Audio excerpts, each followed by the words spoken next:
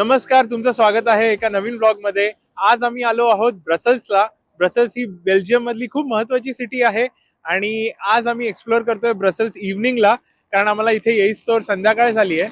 Sorry थोडा आवाज येत असेल तर, कारण मी लिटरली पेवर ब्लॉक रोडच्या बाजूला उभे आहोत आणि जुन्या स्ट्रीट्स असल्यामुळे इथे गाडी गेल्या की लगेच आवाज येतो. तर आम्ही आलो आहोत रॉयल पॅलेस ऑफ ब्रसल्सला. हे किंग्स ऍडमिनिस्ट्रेटिव्ह रेसिडेन्स आहे आणि ते किंग आणि त्याची फॅमिली राहायची एके वेळेपर्यंत. आता ते नॉर्थ ऑफ ब्रसल्सला राहतात, बट तरी हा ऑफिशियल किंग्स ऍडमिनिस्ट्रेटिव्ह रेसिडेन्स आहे. आणि सध्या रेनोव्हेशन वर्क असल्यामुळे इथे आत अलाउड नाहीये. हा जवळपास तुम्ही जे बघताय ते आहे the royal palace of Brussels. तर अशीच आम्ही बरीचशी सिटी एक्सप्लोर करणार आहोत, जेवढी पॉसिबल आहे तेवढी, आणि तुम्हाला पण आम्ही दाखवू. तर चला पुढचं डेस्टिनेशन बघूया काय आहे ते. Welcome to the royal palace of Brussels. ब्रसल्सच्या मध्यवर्ती भागात वसलेला हा राजवाडा हा नुसता राजवाडा नाहीये, तर हे एक मास्टरपीस आहे त्याच्या हिस्ट्री आणि आर्किटेक्चरसाठी. जरी बेल्जियम राजघराण्याचा निवास हा लेकनमध्ये असला तरी हा राजवाडा राजाच्या राजकीय आणि औपचारिक कार्यासाठी वापरला जातो. दरवर्षी उन्हाळ्यात हा सर्वसामान्यांसाठी ओपन केला जातो. तुम्हाला या शाही राजवाड्यात फिरायला आवडेल का? मला नक्की कमेंट करून सांगा.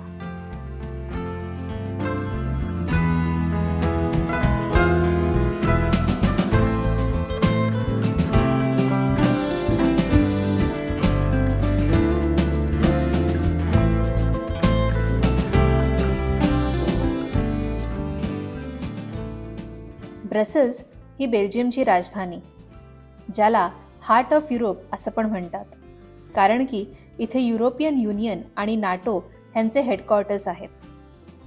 ह्या शहरात ग्रँड पॅलेस, रॉयल पॅलेस आणि फ्युचरिस्टिक ऑटोमियम यांसारखी भव्य वास्तुशिल्प आपल्याला बघायला मिळतात. आपल्या सर्वांनाच माहिती आहे, ब्रसल्स हे बेल्जियम चॉकलेट, तिकडचे वॉफल्स आणि फ्रेंच फ्राईजसाठी खूप प्रसिद्ध आहेत. ब्रसल्समध्ये 2 ऑफिशियल लँग्वेज आहेत, एक आहे फ्रेंच आणि दुसरा आहे डच. पण बिझनेस पायी आणि टुरिझम पायी इथे इंग्लिशही हमखास बोललं जातं.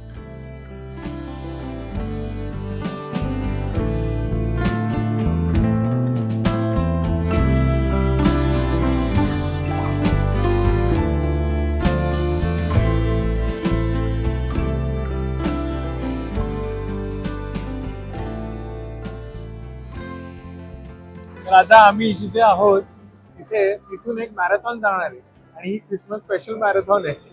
फार विचित्र कॉन्सेप्ट आहे, पण ही लोक हे करणार आहेत आणि म्हणून इथे सगळी लोक थांबली आहेत ही मॅरेथॉन बघण्यासाठी, आणि म्हणून आम्ही थांबलो. बघूया आता काय नक्की मॅरेथॉन आहे.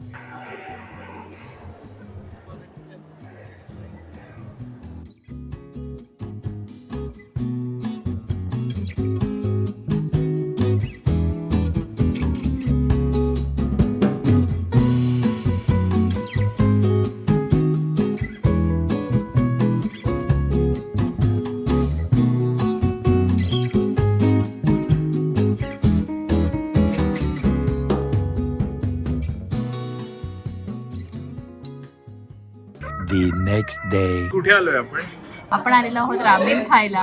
मस्त बाहेरचं थंडगार वातावरण आहे, पाऊस पडतोय आणि भयंकर थंडी आहे, त्यामुळे असं गरमागरम सुपी नूडल्स सारखं काहीतरी खायची इच्छा झाली. आम्ही इथे मस्त एक जॅपनीज रेस्टॉरंटमध्ये आलेलो आहोत. तर आम्ही आता रामेन मागवलंय. पुष्कर चिकन रामेन खाणार आहे, नाही चिकन खाणार आहे आणि मी व्हेज खाणार आहे. खूप दिवसांनी आम्ही खातोय, आम्हाला दोघांनाही रामेन खूप आवडतं. सो व्हेरी एक्सायटेड, खूप भूक लागली आहे. विशाली, पहिली डिश काय आली आहे? पहिली आलेली आहे ग्योजा, ओकोनोमी ग्योजा म्हणतात त्याला, आणि हे चिकन फिल्ड विथ समथिंग आहे त्यांचे जे प्रिपरेशन आहे ते. सो आम्ही आता ट्राय करणार आहे. गरम असेल.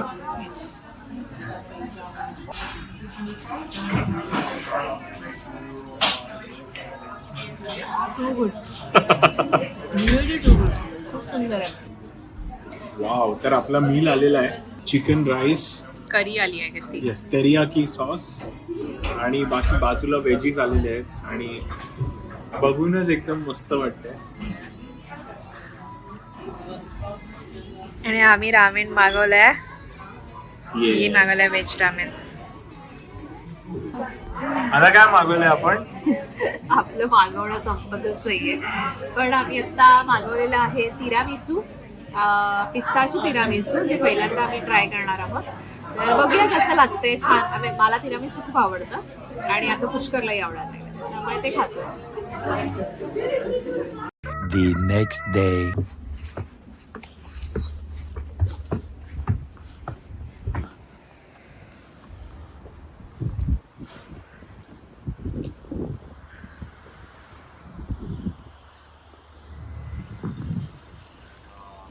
नमस्कार, गुड मॉर्निंग. तुमचं स्वागत आहे परत एकदा एका नवीन ब्लॉगमध्ये. आणि मला माहीत नाही हा एक इंडिपेंडंट ब्लॉग असेल का एका आमच्या बेल्जियमच्या ब्लॉगचा पार्ट असेल. तर सकाळ आहे आणि साधारण 10 वाजले. वेदर क्लाउडी आहे आणि अनप्रेसिडेंटेड फॉग आलेला आहे युरोपमध्ये आणि पर्टिक्युलरली वेस्टर्न पार्टमध्ये. तर त्यामुळे सगळीकडे धुकं आहे, एस्पेशली बेल्जियम आणि नेदरलँड्समध्ये. आणि जे आहे ते आहे, जसं वेदर आहे त्यात आम्ही पूर्णपणे मजा घ्यायचा प्रयत्न करतो आहे. जो we expected a little clear skies. But आता वैशाली अजून रूममध्ये आहे. मी आणि श्रेयस इथे आलो आहोत, आम्ही फिरतोय. आणि सध्या आम्ही आहोत या फोर्ट्रेस स्टीनमध्ये. तर ही फोर्ट्रेस साधारणपणे 1000 साली बांधली होती आणि त्यानंतर हळूहळू इथे सिव्हिलायझेशन आलं. अँटवर्पचे पर्टिक्युलर 2 मोठे बिझनेस होते, ते म्हणजे डायमंड कटिंग, डायमंड बिझनेस आणि त्याचबरोबर टेक्स्टाईल इंडस्ट्री. तर हे 2 मोठे बिझनेस असल्यामुळे ते वेस्टर्न युरोपचा एक खूप प्रामुख्याने एक सेंट्रल पार्ट झाला आणि इथे खूप ट्रेड होऊ गेला. मग इंडस्ट्रियल रेव्होल्युशन आलं आणि खूपशी लोक इथे येऊ लागली. त्यामुळे अँटवर्पमध्ये पर्टिक्युलरली तुम्हाला खूप डायव्हर्सिटी दिसते. बरीचशी इंटरनॅशनल सिटी आहे ही. आणि त्याचबरोबर आम्हाला असं वाचण्यात आलं की this is also a creatively fresh city. त्यामुळे इथे क्रिएटिव्ह बिझनेसेस पण खूप आहेत, which was very interesting for us to read. त्यामुळे आम्ही आता असंच इकडची पोर्ट जी आहे, Antwerp is one of the largest ports in Europe. तर त्यामुळे आम्ही ते सगळं बघतो इकडे, जसं आम्हाला वेदर सपोर्ट करते त्यानुसार. आणि मग इथून आम्ही पुढे काही जे इकडच्या फेमस लोकेशन्स आहेत, जसं कथीड्रल ऑफ आर लेडी म्हणून एक सुंदर कथीड्रल आहे. इनफॅक्ट यांचं स्टेशनसुद्धा इतकं छान आहे. आय थिंक काही आर्किटेक्चर मार्वल्स आहे तिकडे आणि ते आम्हाला एक्सप्लोअर करायचे. त्याचबरोबर एक खूप मस्त इंटरेस्टिंग गोष्ट आहे की इथे एक अंडरग्राऊंड टनल आहे जे अक्रॉस द रिव्हर जातं दुसऱ्या साईडला. तर तेही आम्हाला वॉकिंग डिस्कवर करायचं आहे आणि एक तो एक्सपिरियन्स घ्यायचा आहे. तर तुम्हालाही आम्ही ते दाखवू. सो ब्लॉग पूर्ण बघा आणि चॅनलला सबस्क्राईब केलं नसेल तर प्लीज सबस्क्राईब करा. हेट स्टीन किंवा ज्याला फोर्ट स्टीन असंही म्हणतात, हा अँटवर्पमधला सर्वात जुना किल्ला आहे, जो बांधला गेला होता 13व्या शतकाच्या सुरुवातीला. शेल्ट नदीच्या काठावर हा किल्ला वसलेला आहे. सुरुवातीला हा किल्ला शहराचं संरक्षण करण्यासाठी बांधला होता आणि त्यानंतर त्याचा वापर कारागृह, निवासस्थान आणि संग्रहालय म्हणून केला जातो.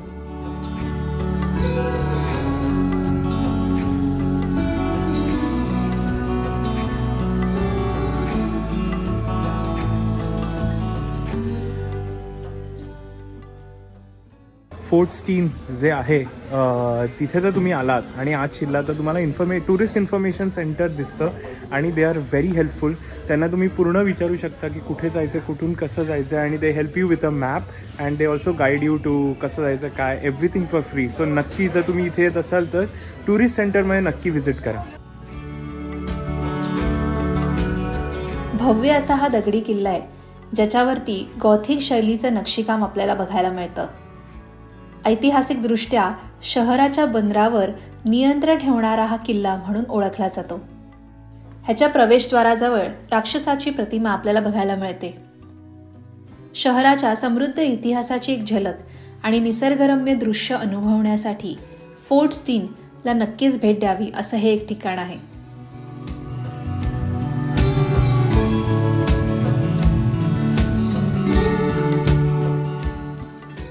One hour later.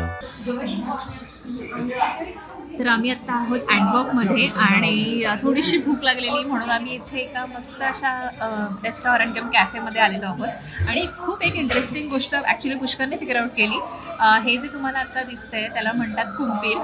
तर कुंपीर ही टर्कीची डिश आहे आणि ती बाल्कन्समध्ये खूप फेमस आहे. तर इथे तुम्हाला वेगवेगळ्या प्रकारचे कुंपीर मिळतात. बेसिकली ह्याचा जो बेस असतो तो असतो बेक्ड पोटॅटो किंवा स्वीट पोटॅटो आणि त्याच्यावरती तुम्हाला वेगवेगळ्या भाज्यांचे आणि सॉसेसचे टॉपिंग्स मिळतात. So it's kind of a healthy आपण म्हणू शकतो आणि मी पहिल्यांदा ट्राय करणार आहे. दिसायला तरी खूप छान दिसतंय.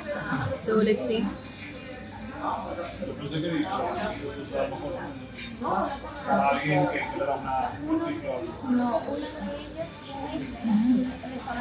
सुंदर आहे. हा जो पोटॅटो असतो तो बेक केलेला असतो त्यांनी ओव्हनमध्ये आणि त्याच्यानंतर त्याला ते मॅश करतात चांगलं. त्या पोटॅटोला चांगलं मॅश करतात, वरती बटर सॉस वगैरे सगळं त्यांचे टाकतात आणि मग भाज्यांचे टॉपिंग्स येतात. तो नॉनव्हेजमध्ये पण मिळतं किंवा फिशमध्ये पण मिळतं. सो खूपच इंटरेस्टिंग डिश आहे आणि मला तरी खूप आवडली.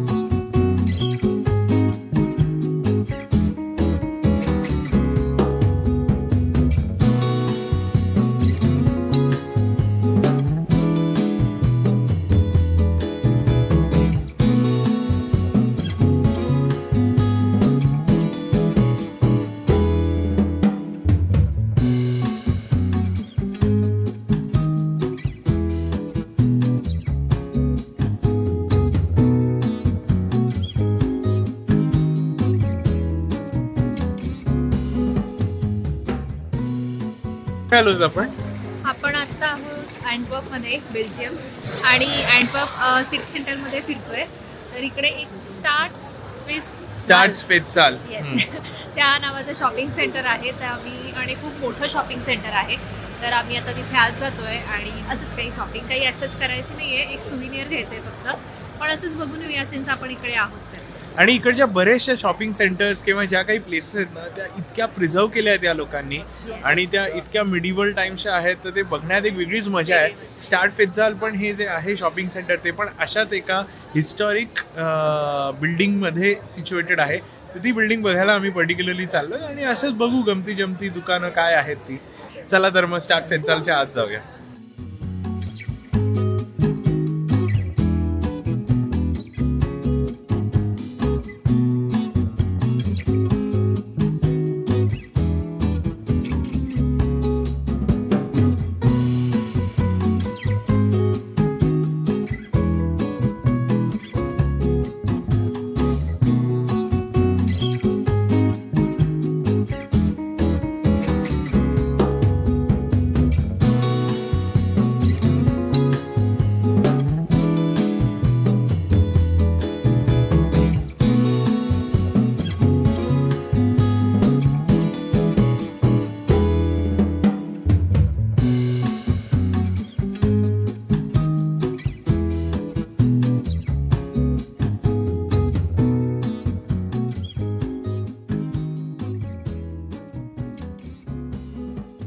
दोन हॉट चॉकलेट घेऊन आलोय आम्ही आणि छान दिसतात ते. अगेन आय थिंक हे चॉकलेट सिरप आहे त्यामुळे याची चव जास्ती चांगली असेल रादर दॅन पावडर चॉकलेट. आम्हाला दोघांनाही सिरप चॉकलेट आवडतं. तर बघूया. आणि आम्ही याच स्टार्ट फेस्टालच्याच फूड कोर्टमध्ये बसलो. भयंकर सुंदर आहे, म्हणजे जे काही त्यांनी प्रिझर्व केलं आहे ना monumental heritage, it's really amazing. चला मग हॉट चॉकलेट पिऊया. आवडतंय तुला काही? मस्त, एवढं महाग नाही आहे. आणि मला वाटतं 15 युरोपासनं आहेत, म्हणजे ब्रेसलेट किंवा रिंग्स किंवा गळ्यातलं आपलं नेकलेस सारखं. छान वाटतं. A few moments later. अँटवर्पचं पब्लिक ट्रान्सपोर्ट खूप चांगला आहे आणि व्हेरी वेल कनेक्टेड आहे. तर आत्ता आम्ही मेट्रोमध्ये बसलो आणि मेट्रोसाठी तुम्हाला हे कार्ड लागतं. हे ट्रॅव्हल कार्ड आहे आणि आम्ही डे पास घेतला आहे. तर त्यामुळे 7.5 युरोजमध्ये तुम्ही पूर्ण दिवसभर फिरू शकता. त्यामुळे ही खूप चांगली गोष्ट आहे. ट्रान्सपोर्ट एवढा महाग नाही आहे आणि व्हेरी वेल कनेक्टेड आहे.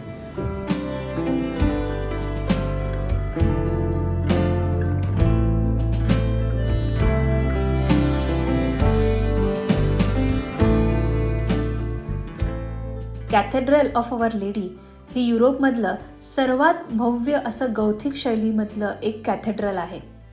ह्याचा इतिहास जवळजवळ 700 वर्ष इतका जुना आहे. वास्तुशास्त्रीय भव्यता आणि सांस्कृतिक महत्त्व ह्यामुळे हे कॅथेड्रल आजही खूप प्रसिद्ध आहे. ह्याचा इतिहास बघायला गेला तर 1352 मध्ये एका छोट्या रोमन चर्चच्या जागी या भव्य कॅथेड्रलचं बांधकाम आधी सुरू झालं. सुरुवातीला 2 मनोरे असणारा कॅथेड्रल बांधण्याची योजना होती, परंतु केवळ उत्तर मनोरा, ज्याची हाईट होती 123 मीटर, हा इतकाच पूर्ण झाला. 15व्या शतकामध्ये हा कॅथेड्रल पूर्ण झाला आणि ते बेनेलिक्स प्रदेशातील सर्वात उंच असं चर्च आहे. 1566 मध्ये आयकोनोक्लॉझम दरम्यान प्रोटेस्टंट आंदोलकांनी अनेक धार्मिक कला नष्ट केल्या. स्पॅनिश फ्युरी दरम्यान लागलेल्या आगीत कॅथेड्रलचं खूप मोठं नुकसान झालं आणि 17व्या शतकात फ्रेंच क्रांती झाली. त्या दरम्यान हे कॅथेड्रल तुटलं गेलं आणि अनेक मौल्यवान वस्तू नष्ट झाल्या. त्यानंतर 17व्या शतकापासून आजपर्यंत ह्या कॅथेड्रलमध्ये प्रसिद्ध असं पीटर पॉल रुबेन्सच्या कलाकृती आपल्याला बघायला मिळतात, जसे की the elevation of the cross, the descent form of the cross आणि the assumption of the virgin. नेपोलियनने या चित्रांना पॅरिसला नेलं होतं, परंतु त्याच्या पराभवानंतर ते पुन्हा इथे आणण्यात आली. 19व्या आणि 20व्या शतकात या कॅथेड्रलमध्ये अनेकदा रिनोव्हेशन करण्यात आलं. आज हा cathedral UNESCO world heritage site म्हणून ओळखला जातो आणि तसंच जगभरातलं एक पर्यटकांसाठी खूप आकर्षण केंद्र म्हणून पण ओळखलं जातं. अत्यंत सुंदर वास्तुकला, समृद्ध इतिहास आणि अनमोल कलेने सजलेला हा कॅथेड्रल अँटवर्पच्या सांस्कृतिक वारसाचं एक प्रतीक आहे.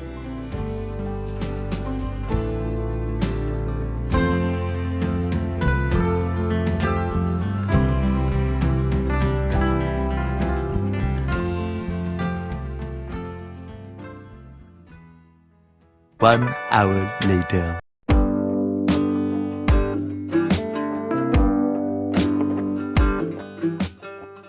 आपण आहोत आता सेंट ॲन्स टनलमध्ये आणि टनल बऱ्यापैकी फॅसिनेटिंग आहे, कारण हा पाण्याच्या आतून जातो, सिटीच्या खालून left to right bank cover करतो सिटीला. आणि आय थिंक 1874 मध्ये हा बनवला गेला होता. तर तोच आम्ही आता एक्सप्लोअर करतोय आणि तुम्हालाही दाखवू.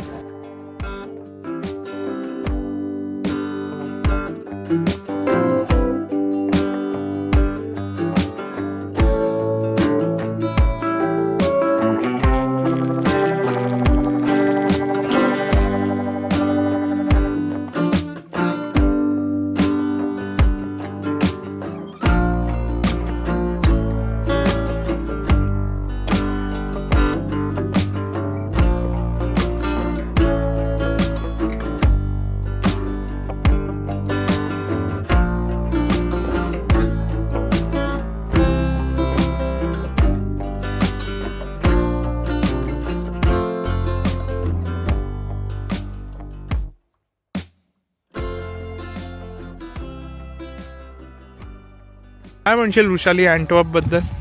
छान सिटी आहे, खूप मस्त आहे, आवडलं. म्हणजे सिटी सेंटरच्या आजूबाजूलाच तुम्हाला मेट्रोने 1-2 स्टॉपमध्ये बरेचसे टुरिस्ट अट्रॅक्शन्स आहेत, तर ते तुम्ही बघू शकता. मला एक चांगली गोष्ट ह्या सिटीची ही वाटली की पूर्ण सिटीमध्ये म्हणजे मेन एरियामध्ये तुम्हाला खाण्याचे ऑप्शन्स बरेच आहेत, इवन शॉपिंगचे पण ऑप्शन्स बरेच आहेत. It's not only Belgium food, पण ते तर मिळेलच, पण त्यानंतर तुम्हाला सगळ्या प्रकारचे एशियन लाईक चायनीजचं वेगळं, कोरियन वेगळं, जॅपनीज वेगळं, इंडियन वेगळं, त्यानंतर ऑफकोर्स पिझ्झा, पास्ता, बर्गर, असे व्हरायटी ऑफ फूड ऑप्शन्स तुम्हाला मिळतील, which is a very best thing मला असं वाटलं. आणि एकदा फक्त रिव्ह्यू वगैरे चेक करून जा, पण मोस्टली सगळ्या ठिकाणी गर्दी असते, त्यामुळे होपफुली सगळं चांगलंच असेल. तर आज तर आम्ही टर्किश फूड पण ट्राय केलं, सो तोही ऑप्शन आम्हाला आज तिकडे सापडला. तर छान सिटी आहे, एकदम व्हायब्रंट आहे. आणि मुळात म्हणजे संडेलाही सगळं काही चालू असतं, लोक बाहेर असतात, शॉपिंग सेंटर्स चालू असतात, त्यामुळे छान अशी एक छान वाईब आहे या सिटीची. खरं तर बेल्जियममध्ये अजून बऱ्याच गोष्टी आहेत बघण्यासारख्या. गेंट नावाची सिटी आहे, ब्रूज नावाची सिटी आहे, पण जेव्हा आम्ही कमी दिवसासाठी येतो तर सगळ्या गोष्टी पॉसिबल नाही आहेत. तर आता तरी आम्ही अँटवर्प थोडंफार फिरणार आहोत. त्यानंतर आम्ही ब्रसेल्सला पण काल रात्री जाऊन आलेलो, तर तेही फुटेज मी इथे ॲड करेन ह्याच ब्लॉगमध्ये किंवा मे बी नेक्स्ट ब्लॉगमध्ये, जसं मला जमेल तसं. आणि इच्छा होती गेंट आणि ब्रुजेसला जायची, पण आमच्याकडे वेळ कमी आहे, त्यामुळे मे बी नेक्स्ट टाईम आम्ही ते करू. पण आता आम्ही तो टनल चालून आलेलो आहोत, साधारण 1-1.5 किलोमीटरचा तो टनल होता. तर दुसऱ्या साईडला तुम्ही बाहेर पडता आणि आता इथून तुम्हाला फेरी आहे परत बॅक टू सिटी सेंटर जायला. सो आता आपण फेरीच्या दिशेने जातो आहे.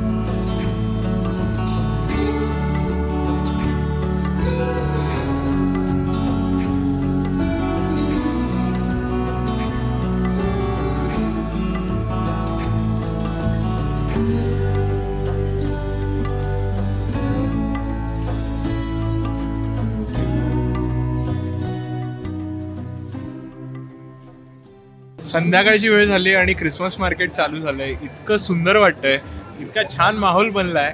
याच माहोल आम्ही एन्जॉय करणार आहोत. ब्लॉग आवडला असेल तर नक्की लाईक करा, शेअर करा आणि सबस्क्राईब करा आपल्या चॅनलला. भेटूया नेक्स्ट ब्लॉगमध्ये. तोपर्यंत बाय बाय.